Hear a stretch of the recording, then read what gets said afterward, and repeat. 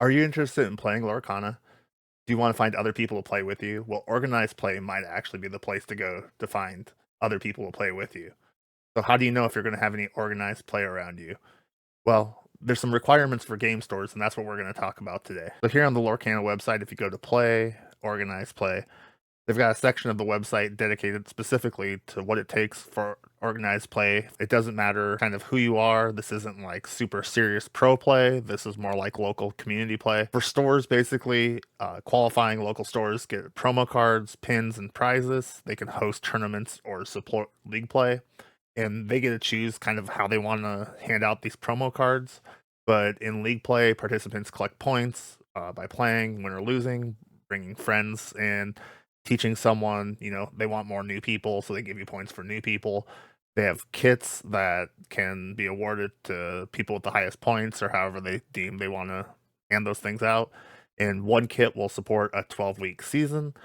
So this season is 3 months, which is about their release cycle, I believe.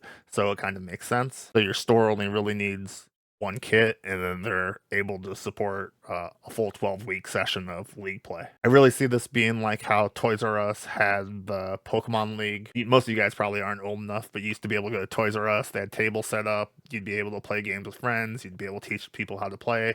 They'd stamp your card. You'd get points, and they'd give you promo cards.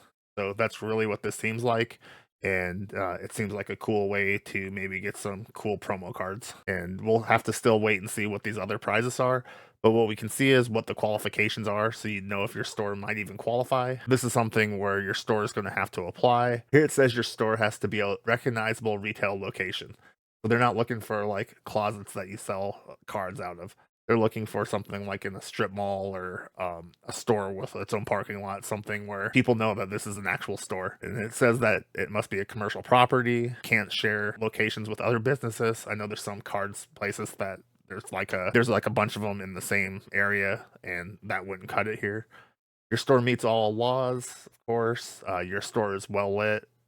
All furniture, shelving, displays, floors, windows, everything is in good repair. You agree to apply all relevant laws to having minors in your store. This is targeted at kids. It's not targeted at adults for this league play. Your store and organized play space is open for business to the general public, including minors. So you can't just be targeting adults with your business. And your employees, volunteers, contractors are legally eligible to work at your store. Obviously, this is some kind of contract, so they got to put it in there. They have some rules about alcohol and not selling it to the area with organized play. Obviously, this is again family friendly. And then having your staff agree to certain codes and conditions. We'll talk about those in a second. One of the interesting parts here is your store is sufficiently stocked with new sealed product from at least two categories, and also that they're professionally displayed. TCG or CCG, tabletop and board games, role playing books, gaming miniatures, or jigsaw puzzles. Funny, jigsaw puzzles is actually what Ravensburger's like really known for. They do have the other board game, but they're really looking for board game stores or role playing stores or that kind of thing. And those are the places where they really want to host these. So those might also be the ones that are getting targeted for distributions as well. Your store has a dedicated business number with functioning phone service and messaging/slash voicemail service. So they want a store where people can actually get a hold of and call and find out more.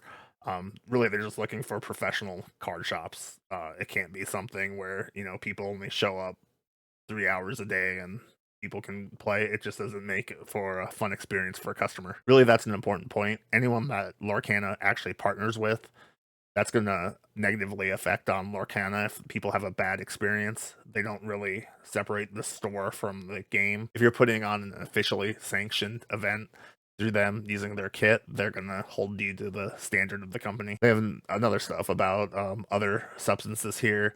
Obviously, you don't want kids having firearms, cannabis, nicotine. Down at the bottom here is just the requirements for a hobby store of what they need to send in. And again, they want you to verify all the stuff up above. Let's go to the other document here. Here we're going to go to the Disney Lorcana Community Code. This is the Lorcana Community Code, and this is how people should be representing the game.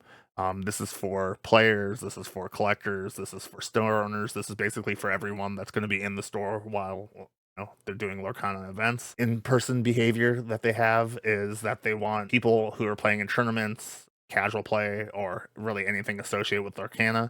They're gonna make sure that nobody's distributing or displaying materials that would not be appropriate for kids, basically they don't want you to wear any clothing, have screen names, or anything that would have adult content. And they also don't want players doing anything that would interfere or cheat with gameplay. They don't want people rigging tournaments. They don't want people misreporting tournaments, shuffle cheating, that kind of stuff. Obviously, they're gonna want people to get kicked out of the store or kicked out of the tournament if they do any of that stuff. So this section, it really, with electronic behavior, is stopping people from doing things like spamming, trolling, or unwanted contact, especially since you're collecting people's personal information. They don't want you contacting people, harassing them, any of that kind of stuff.